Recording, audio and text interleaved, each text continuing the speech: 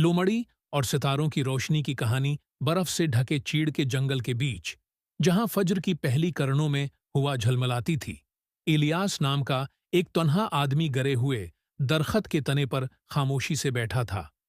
गर्म कोट में लपटा, वो सन्नाटे को तक रहा था। उसकी सांसें सर्द हुआ में नन्हे बादलों की सूरत बना रही थीं। वो अपने गांव से दूर निकल आया था, तन्हाई की तलाश में, क्योंकि पछली रात वो बेचैन ख्वाबों से जागा था। एक चमकते दरख्त और चभती हुई आंखों के ख्वाब।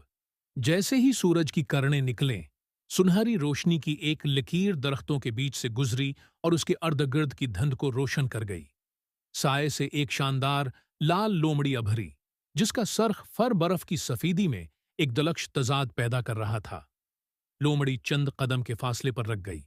उसकी जहीन आंखें इलियास की आंखों में पिवस्त हो गईं।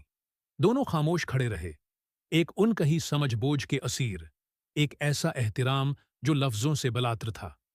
दिन हफ्तों में बदल गए, और वो लोमड़ी, जिसे इलियास ने लायरा का नाम दिया, इसकी साथी बन गई।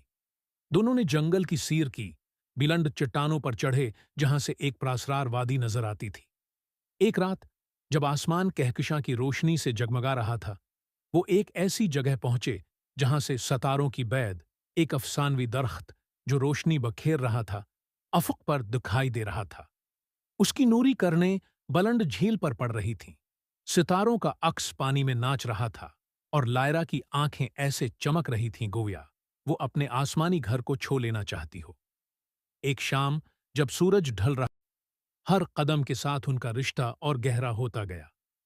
एक तकदीरी सुबह, जब वो फिर साथ बैठे थे, लायरा ने सर को झुकाया जैसे किसी अनदेखी आवाज को सुन रही हो।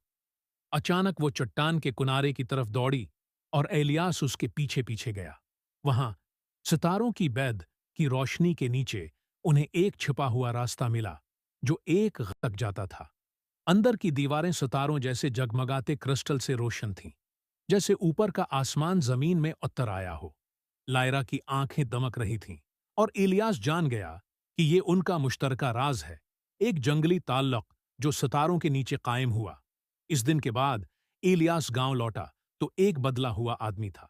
वो लोगों को लायरा और सितारों की बैद की कहानियां सुनाता, और अगरच्चा हर सुबह वो अपने तने पर तन्हा बैठता, मगर वो लायरा की मौजूदगी को महसूस करता।